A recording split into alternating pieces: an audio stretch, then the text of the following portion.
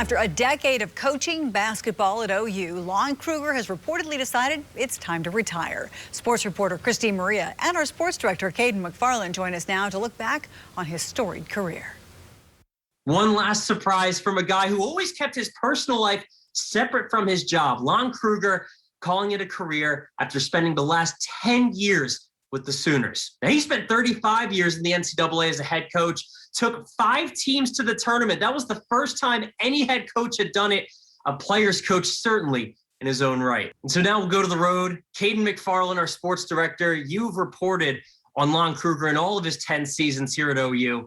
First of all, were you surprised? And also, what kind of effect did he have on this program over those 10 years?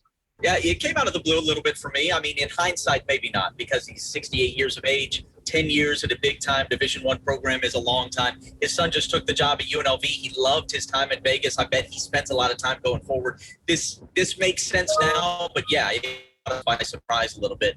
With regard to Kruger's legacy, I just always thought, almost from the very beginning, that he was the absolute perfect basketball coach for a football school like Oklahoma.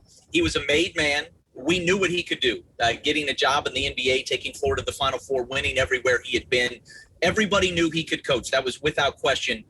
But he came with so little ego. His temperament was so great to be. He wasn't a guy who needed to be the center of attention like most big-time Division I basketball coaches, or at least at big-time programs. He slid in very nicely alongside Bob Stoops and then Lincoln Riley as a guy who made the OU basketball fan base proud of the program, but at the same time didn't demand that the same attention and love and support that the football program gets, because you'll just never get that in Oregon. You talk about the all-time most likable and lovable head coaches in the NCAA. Lon Kruger's right at the top of that list.